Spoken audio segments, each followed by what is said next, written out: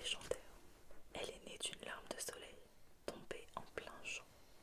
Elle possède le pouvoir fabuleux de guérir les maladies et de rajeunir les corps. Mais personne au royaume ne sait où la trouver. Personne sauf Mère Gothel, qui vient la toucher chaque jour en fautonnant afin de rester jeune et belle. Pas question pour elle de partager son secret. Ok. Je vais commencer très vite la vidéo. J'espère que vous allez bien. Pour ma part, c'est préparation d'un repas de famille. Voilà. Trop mignon. Pourtant, pourtant, la reine est gravement malade. Seule la fleur enchantée pourrait la sauver maintenant. Le roi envoie donc son armée à sa recherche, et fouillant le royaume par monts et par vaux, les soldats finissent par la trouver. Vite, il la rapporte au palais où on en fait un breuvage pour la reine, qui, aussitôt guérie, donne naissance à une merveilleuse petite fille aux cheveux d'or. Slay.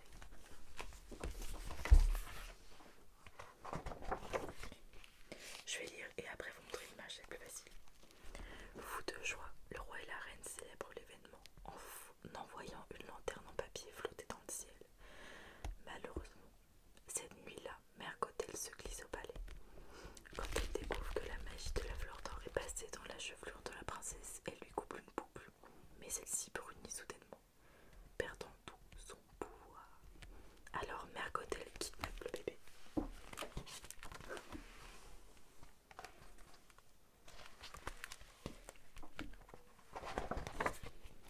Malgré leurs efforts, le roi et la reine ne retrouvent pas leur petite réponse adorée. Mais chaque année, à son anniversaire, ils envoient des lanternes dans le ciel, dans l'espoir qu'elle la guide jusqu'à eux. Le temps passe. Demain, Réponse fête ses 18 ans. Elle vit dans une immense tour sans porte où Pascal le caméléon et nombre de distractions l'empêchent de s'ennuyer.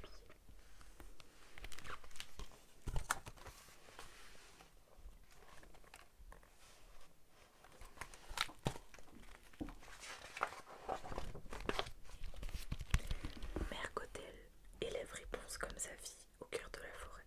Elle l'empêche cependant de quitter la tour où Réponse la hisse avec ses longs cheveux dorés. Ce matin, Réponse lui demande de sortir pour voir les lanternes qui vont encore flotter dans le ciel lors de son anniversaire. Elle en a même pas un tableau. Mais Gothel l'effraie volontairement. Mille dangers rôdent dehors.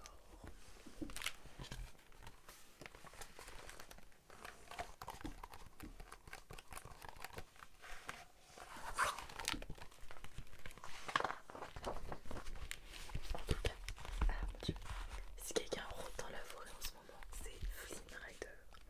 Il a volé la couronne royale avec ses complices, les frères Stabbington. Des avis de recherche sont placardés sur les arbres et Flynn se vexe. Il se trouve plus beau en vrai. Mais l'important, c'était d'échapper aux soldats qui arrêtent déjà les Stabbington. Ni une ni deux, Flynn s'enfuit avec la couronne.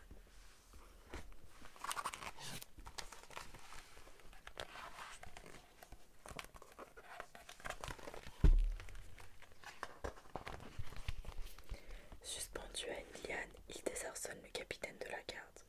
Mais Maximus, le cheval du soldat, n'a pas dit son dernier mot. Il essaye d'arracher à Flynn la sacoche contenant la couronne. Dans la bagarre, la sacoche se retrouve au bout d'une branche au-dessus d'un ravin. Flynn la récupère avant Maximus quand la branche craque et boum, tout le monde atterrit au fond du ravin. Ouh là là.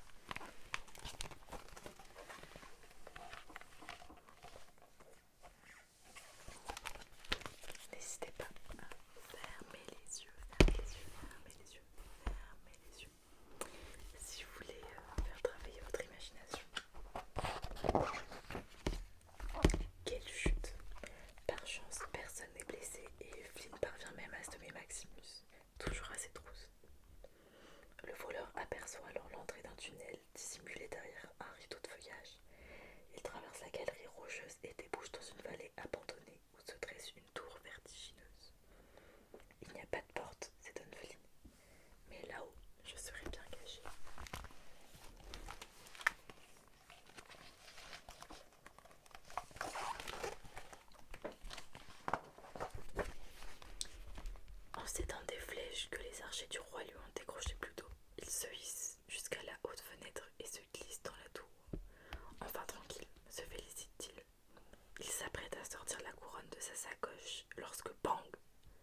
Réponse la somme d'un bon coup de poing à frire sur le crâne avant de l'enfermer dans l'armoire.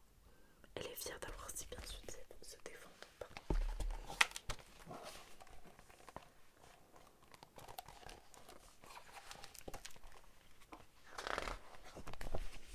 Très curieuse, Réponse essaie ensuite la belle couronne de diamants. Dès qu'elle la pose sur la tête, elle ressent une drôle d'impression. Mais Mère Gothel arrive alors et vite, Réponse cache la couronne.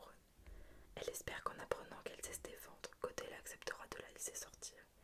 Mais celle-ci hurle de colère sans l'écouter. Mea culpa.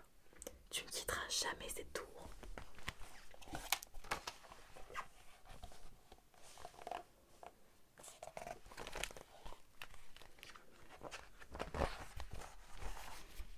Réponse est choquée.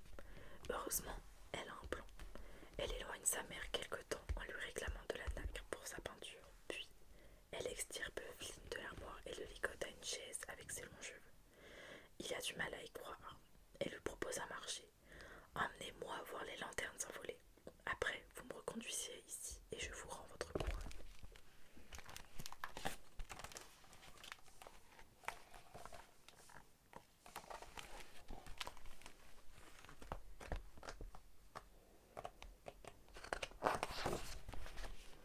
Réponse est entêtée. S'il veut récupérer son butin, Flynn n'a pas d'autre choix que d'accepter le marché. La jeune fille est ravie, bien sûr. Perchée sur son épaule, Pascal l'encourage à s'élancer par la fenêtre. Mais au moment de poser le pied par terre, elle hésite, un peu intimidée. Puis, il se roule de joie dans l'herbe avant de culpabiliser à la pensée de chagriner Mère Gothel.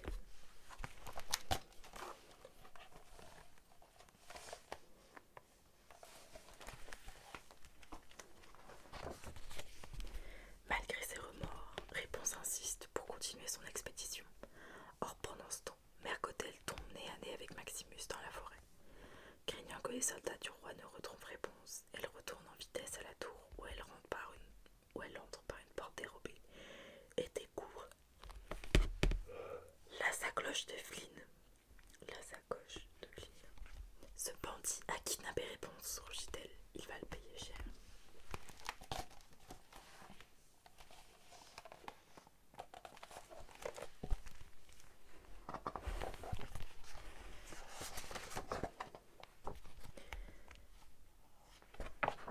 Ok. Elle n'imagine pas un instant que c'est Réponse, au contraire, qui oblige Flynn à l'accompagner. Mais Flynn n'a pas envie de traîner du côté du château. Les gardes royaux risquent de le jeter en prison. Alors, il a une idée. Pour que Réponse renonce à aller voir les lanternes, il l'emmène à la pire taverne du pays. Un vrai repère de criminels. Un cauchemar pour la jeune fille. C'est hilarant cette partie.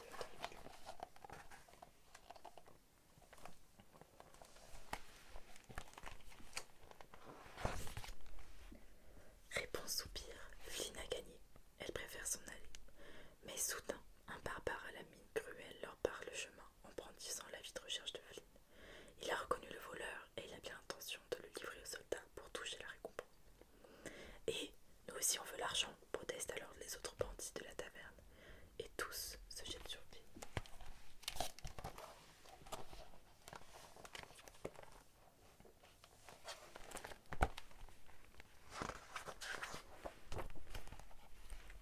Quelle bagarre! C'est à qui captura ce pauvre Flynn. Mais Réponse a besoin de son kit pour se rendre à la citadelle. Exaspérée, elle saute sur une table et s'écosie, pardon. Flynn doit m'emmener voir les lanternes, c'est mon plus grand rêve. Vous n'avez donc pas de peur, pas de cœur, aucun rêve. Oh, mais si, les malfrats ont des rêves, ils s'empressent d'ailleurs de se confier à la jeune fille. Est-ce que vous vous souvenez? Il a un rêve, il a un rêve.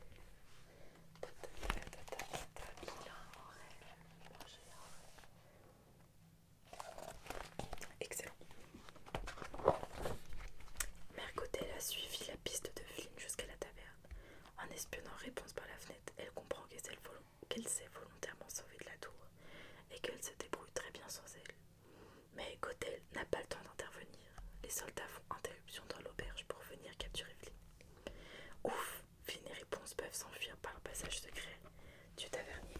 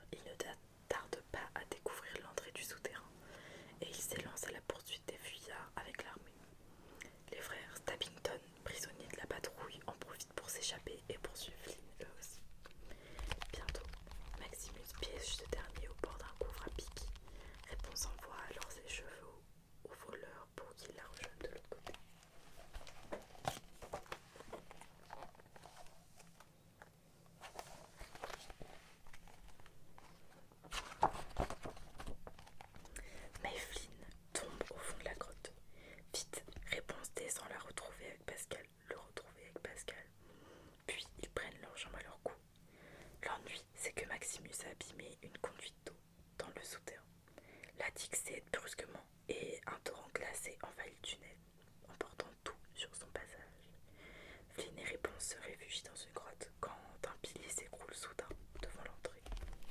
C'est hyper angoissant comme moment, je me souviens.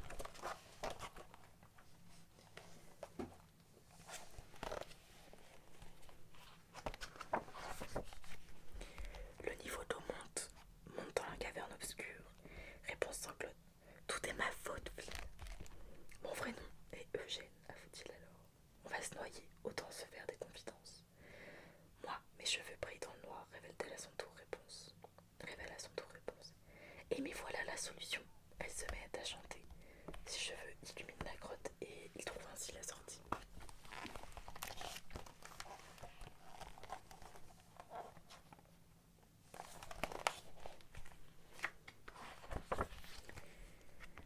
Il s'échoue peu après sur la berge de la rivière à l'air libre. Pascal le caméléon a bien cru que sa dernière heure était venue. Réponse et sort sa longue chevelure dorée pour l'aider à sécher. Flynn, lui, a du mal à se remettre de ses émotions. Cette histoire de cheveux lumineux paraît tellement invraisemblable. Et encore, remarque Réponse, mes cheveux font 1000 fois mieux que ça.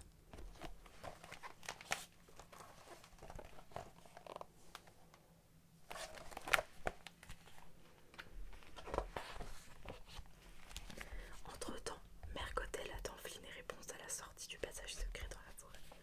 Elle ignore que l'eau a tout inondé